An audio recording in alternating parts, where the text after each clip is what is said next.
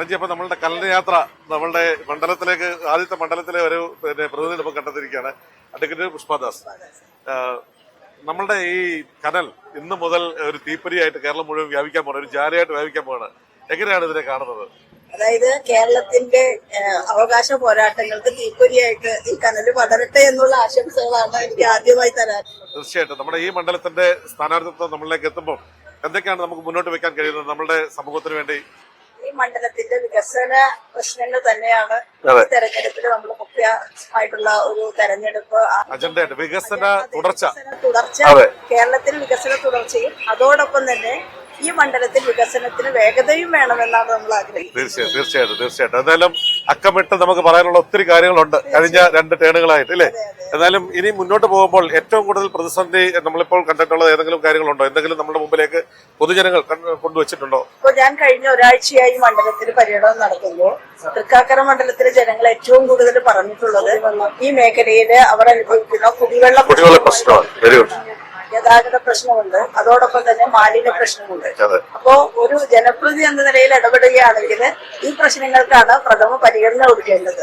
ഏറ്റവും പ്രാഥമിക പരിഗണന ലഭിക്കേണ്ട കുടിവെള്ള പ്രശ്നങ്ങൾക്കാണ് മുൻതൂക്കം നൽകുന്നത് എന്ന് അറിയുമ്പോൾ ഈ ഇവിടുത്തെ മുഴുവൻ ജനങ്ങളും കൂടെ നിൽക്കും എന്നാണ് ഞാൻ മനസ്സിലാക്കുന്നത്. പ്രധാനമായിട്ടും ഒരു വികസന തുടർച്ച എന്നുള്ള നിലയിൽ വളരെ വേഗത്തിൽ അത് എത്തിച്ചു കൊടുക്കാൻ അങ്ങേക്ക് സാധിക്കും.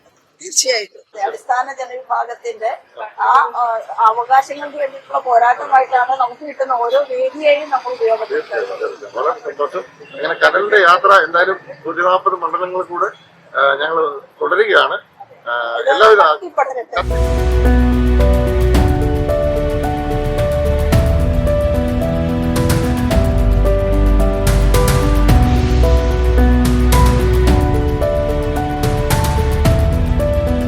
എന്തായാലും വ്യവസായ ഭൂപടത്തിൽ, ലോക ഭൂപടത്തിൽ തന്നെ കേരളത്തിന്റെ സ്ഥാനം അരക്കെട്ട് ഉറപ്പിച്ചൊരു മുൻ മന്ത്രിയാണ് നമുക്കിപ്പോ നമ്മളോട് നിൽക്കുന്നത്. രാജീവ് സാർ, ഈ ഒരു ഇലക്ഷന് കാണുന്നത് എങ്ങനെയാണ് നമുക്കൊന്ന് അന്വേഷിക്കാം? ഇടതുപക്ഷ ജനാധിപത്യ മുന്നണിയുടെ തുടർച്ചയായ 10 വർഷത്തെ ഭരണമാണ് കേരളത്തിൽ മൗലികമായ മാറ്റങ്ങളിലേക്ക് എത്തുന്നത്. അതുകൊണ്ട് തന്നെ അത് തുടരണം എന്ന പൊതുവികാരം നാട്ടിലാകെ ശക്തമാണ്.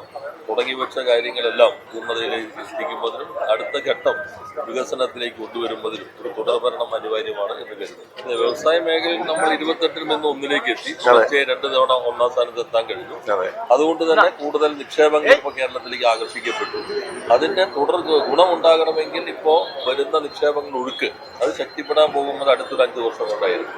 അത് തുടർച്ച ഉണ്ടെങ്കിൽ മാത്രമാണ് അത് നമുക്ക് ഉറപ്പുവരുത്താൻ കഴിയുകയുള്ളൂ. എന്തായാലും നവകേരള സൃഷ്ടിയിൽ ഈ 10 വർഷത്തെ സംഭാവനകൾ ഗുണഫലം ചെയ്യുന്നതിനൊരു 5 വർഷമെങ്കിലും ഏറ്റവും ചുരുങ്ങിയ തുടർച്ച ഉണ്ടാകണമെന്നാണ് കരുതുന്നത്. വ്യവസായ മേഖലയിൽ നമുക്ക് നമ്മുടെ ചെറുപ്പക്കാർക്ക് ഇവിടെ തന്നെ ജോലി ചെയ്യാൻ കഴിയുന്ന സാഹചര്യം സൃഷ്ടിക്കാൻ ഈ 5 വർഷത്തെ 1-ാം റാങ്കിലേക്ക് എത്തിയതിന്റെ ഗുണം കൊണ്ടുവരുന്നതിന് വേണ്ടി തുടർഭരണം ഉണ്ടാകണം. കളമശ്ശേരിയിലും അതിന്റെ ഭാഗമായി തുടർച്ച ഉണ്ടാകണമെന്നാണ്.